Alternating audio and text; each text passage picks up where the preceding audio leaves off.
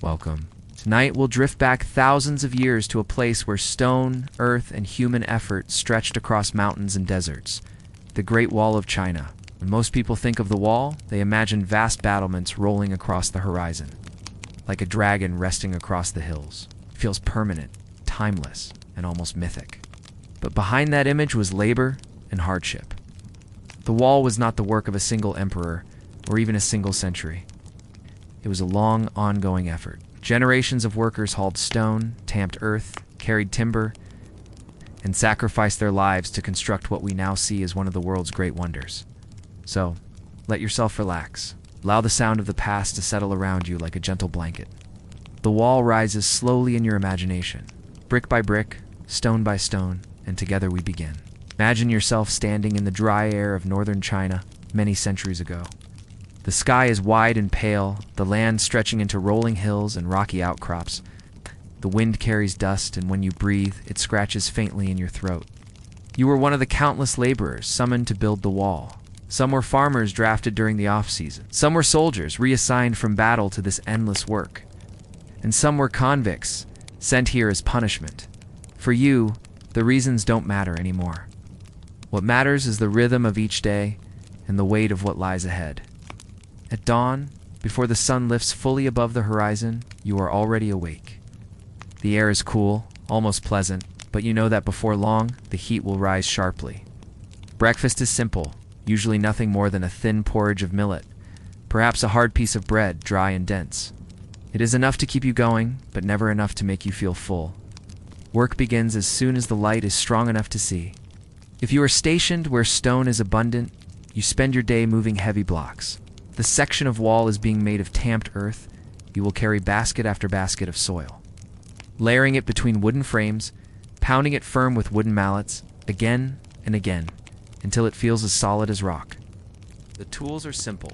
A wooden wheelbarrow squeaks as it rolls over uneven ground. Your shoulders ache from the ropes that dig into your skin as you carry load after load. You hear the same sounds over and over. The scrape of shovels, the thud of mallets, the creak of wooden frames. The rhythm becomes almost hypnotic. Lift, carry, tamp, lift, carry, tamp. Hour after hour. The seasons are unforgiving. In summer, the heat radiates from the stones until the air itself feels heavy. Sweat stings your eyes, but water is rationed, and you can only drink when the overseers allow. In winter, your hands grow stiff, numb with cold. Frost bites at your skin, and the wind slices across the open plains. Still, the work goes on. Food is plain and scarce, a bowl of millet porridge. Sometimes, boiled vegetables, or a bit of bean paste. Meat is rare. Hunger becomes a constant companion, a dull ache in your stomach that never fully disappears. At night, you lie down on rough bedding straw mats, or if unlucky, bare ground. Your muscles twitch with exhaustion, but the sleep that comes is deep and dreamless. Illness is common. A cough lingers. A fever spreads. If you fall too sick to work, there's little mercy. The wall demands labor, and someone else will take your place if you cannot continue.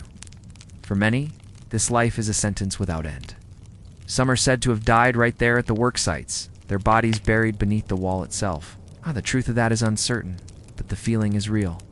This was not just a monument of stone and earth, but also of sweat, breath, and countless human lives. Still, within the hardship, there are small moments of rhythm and quiet. The sound of the mallet striking earth becomes steady, like a heartbeat.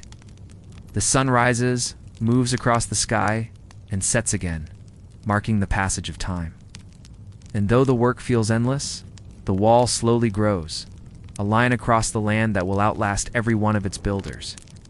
As night falls, you sit with others around a dim fire, steam rising from bowls of thin soup. No one speaks much.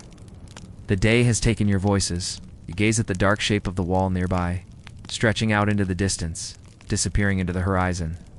You know you will never see the end of it, but tomorrow you will rise and lift and carry and tamp once more. The rhythm of life, the rhythm of labor, the rhythm of history itself. As you step back from the life of an ordinary worker on the wall, your mind drifts toward the figure whose name is most often linked to its beginning. Qin Shi Huang, the first emperor of China. His story is not one of quiet labor. It is a tale of ambition, of vision, and of a relentless desire to bind together a land that had long been divided. Yet even in his story, if you listen closely, there is rhythm and repetition, patterns of rise and fall, that echo the steady work of the wall itself. He was born in the 3rd century before our era, around 259 BCE, during what was known as the Warring States period. At that time, China was not a single nation but a mosaic of rival kingdoms, each ruled by its own nobles, each waging war for supremacy. Qin Shi Huang was born into the ruling house of the western state of Qin, a state that was seen by others as somewhat rough, somewhat distant, but also increasingly powerful. Imagine him as a child, surrounded not by the peace of empire, but by the uncertainty of war. From a young age, he would have known the clash of armies, shifting loyalties of ministers, the whisper of intrigue in the halls of his palace. By the age of just 13, he ascended to the throne of Qin. Too young to rule outright, he was guided at first by advisors. But as he grew older, he proved himself more than capable of making his own decisions. Step by step, year by year, Qin extended its power. Its armies were disciplined, trained in new ways of fighting, equipped with iron weapons, and organized with an efficiency that other states struggled to match. Its laws were strict, its punishments harsh, and its rulers determined. By the year 221 BCE, after decades of conquest, the rival states had fallen one by one, and Qin stood alone. The young king declared himself something entirely new. Not merely a king, not simply a ruler among equals. He took the title Huangde, meaning emperor. He called himself the first emperor Qin Shi Huang. In that moment, China, as we now think of it, was born. A vast, unified empire stretching from the sea in the east to the mountains in the west. But unity was fragile. Enemies had not disappeared. Threats still loomed beyond the borders, particularly from the nomadic peoples of the north. And so the emperor turned to the wall. Not a single wall at first, but many older fortifications, scattered and disconnected, built by earlier states. Under his command, these would be linked together, extended, and reinforced, creating a continuous barrier meant to shield his new empire. Qin Shi Huang's vision extended beyond the wall. He ordered sweeping reforms, a single written script, so that all officials across the empire could read the same characters. A standardized system of weights and measures, so that merchants in distant provinces could trade on equal terms. Even the width of axles on carts was standardized, ensuring that ruts in the roads lined up across the land. These changes were practical, but they were also symbolic. They declared, quietly but firmly, that the empire was now one, and that all would move in harmony. And yet the emperor's ambitions carried with them a heavy cost. Taxes were high. Labor was demanded from millions. Projects such as roads, canals, and the wall consumed vast amounts of human energy. Resentment grew in the hearts of many, even as the empire appeared orderly and strong. The emperor himself was restless. He feared death, and he sought ways to prolong his life. He dispatched expeditions to search for magical islands, for elixirs of immortality. Some returned empty-handed, some never returned at all. In the meantime, his ministers provided him with potions and pills, many made of mercury, which may have done more harm than good. In the year to 10 BCE, while traveling through his empire, Qin Shi Huang died suddenly. His body was carried back secretly to the capital, hidden in a carriage, surrounded by carts of fish to mask the smell of decay. His death was concealed at first, because the court feared unrest if the people knew their emperor was gone. After his passing, rebellion stirred. Within just a few years, the Qin dynasty collapsed. But his title first emperor remained, and so did much of his legacy.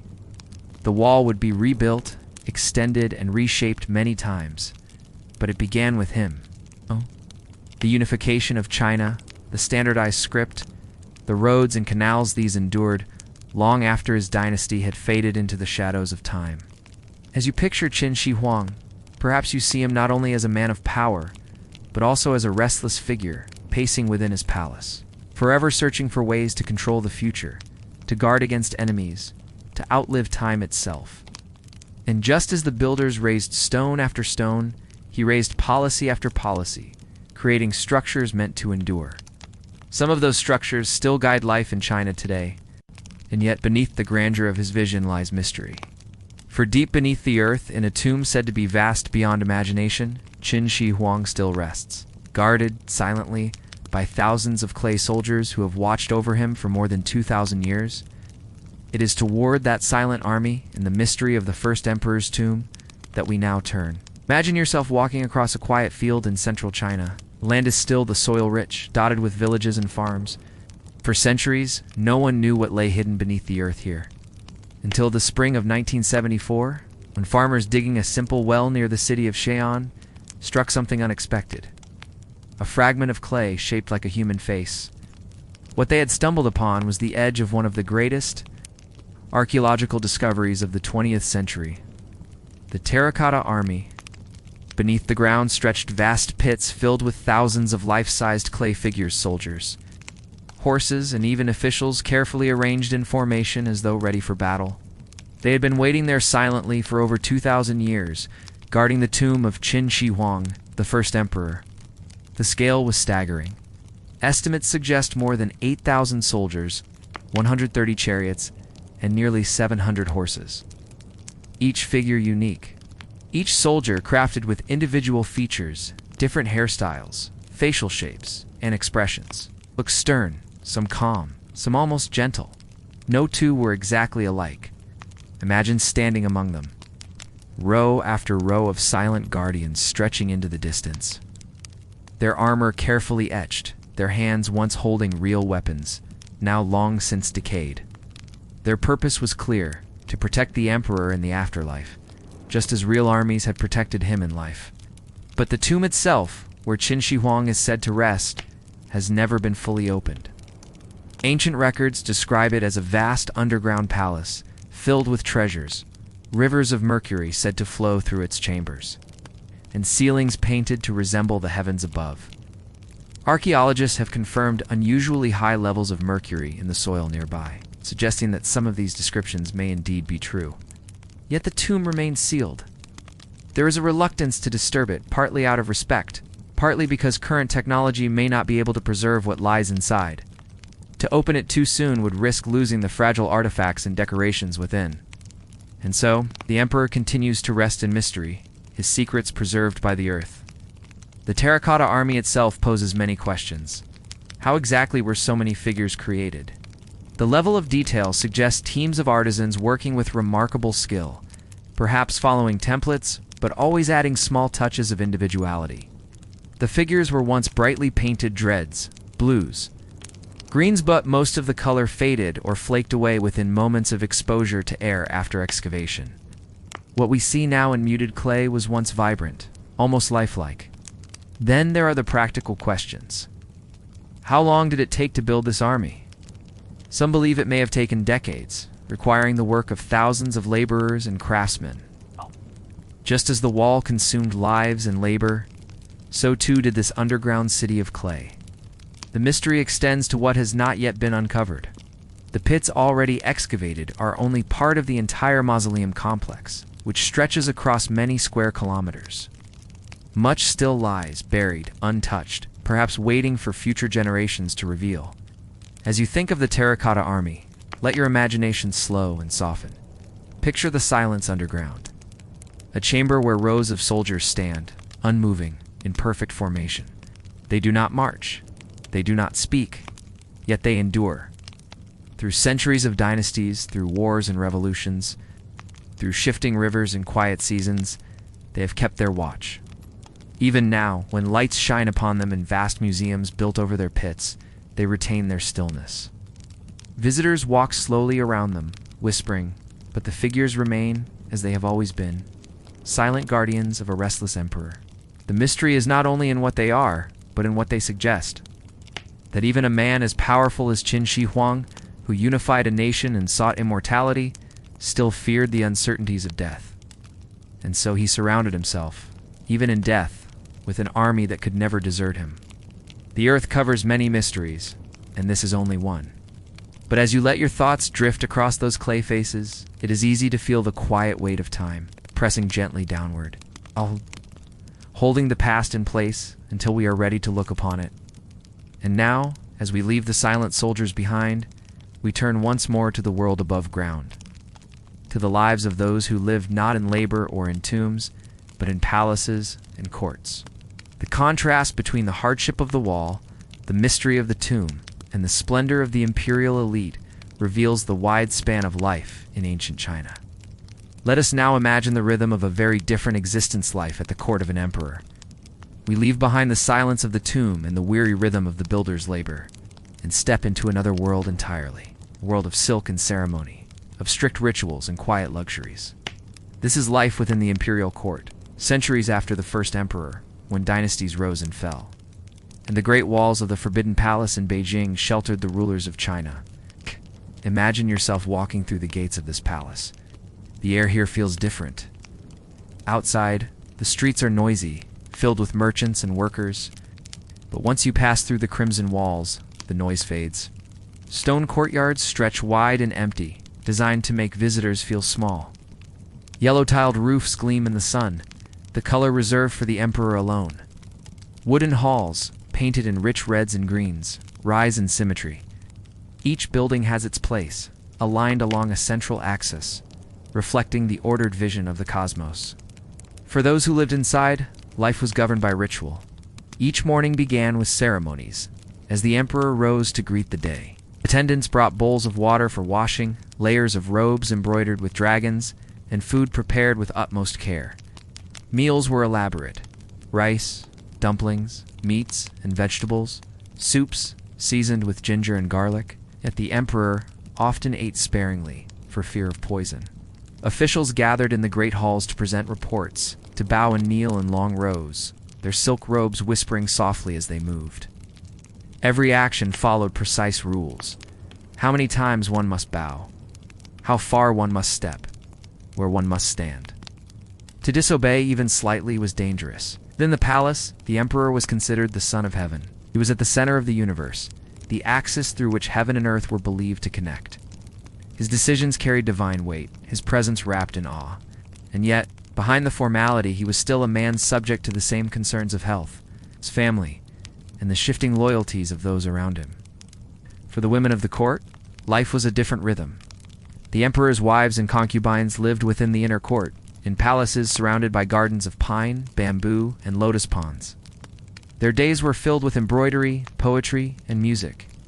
Some found quiet contentment in these activities. Others became caught in webs of rivalry and intrigue, for the emperor's favor could bring great influence. Servants, eunuchs, and guards made up the silent machinery of palace life. Eunuchs, in particular, wielded surprising power, acting as intermediaries between the emperor and the outside world.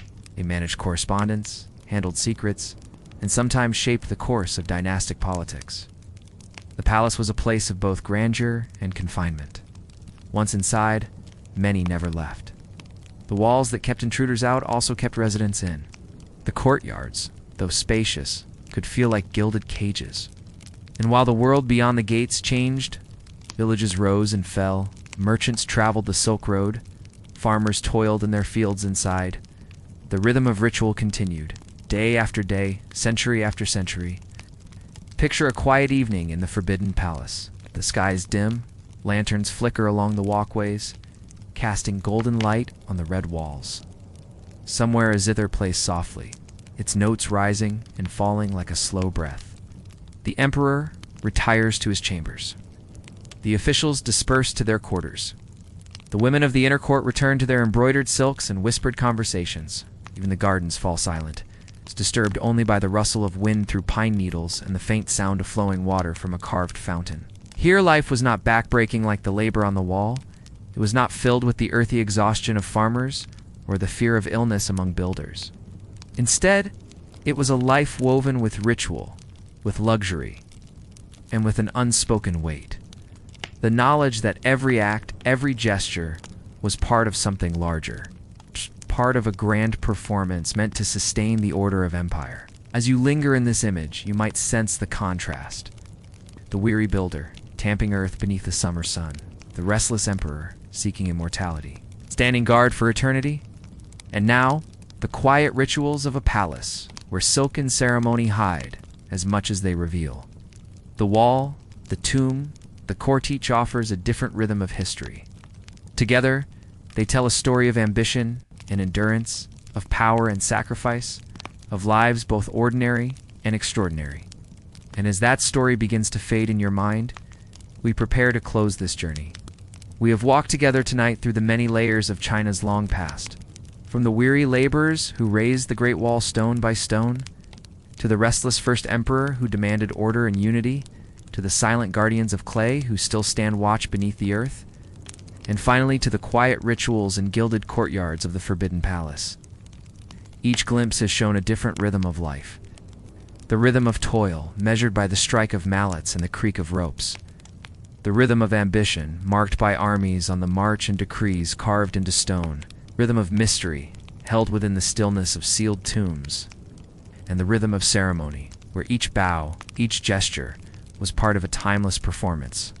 Together, they form a tapestry. A reminder that history is not a single story, but a chorus of many voices. Some loud, some nearly silent, some remembered, some forgotten, yet all flowing together into the long river of time. As you lie here now, listening, you are far from those ancient hills and palaces. Your body rests in comfort, not in labor. Your air is clean, not filled with dust. Your meals are full, not meager rations of millet. And you need not build walls, nor lead armies, nor bow in ritual halls. Instead, you can let the past drift away like a dream. The Great Wall recedes into the horizon, its stones fading into mist. The terracotta army sinks back into silence, standing guard where you cannot see. And the palace courtyards empty, their lanterns glowing faintly, like stars fading before dawn. All that remains is quiet, the steady rhythm of your own breath, the slow turning of thought into calm, the gentle weight of rest settling over you. History is vast, but tonight it is only a lullaby of stone and earth, of kings and builders, of silence and ritual.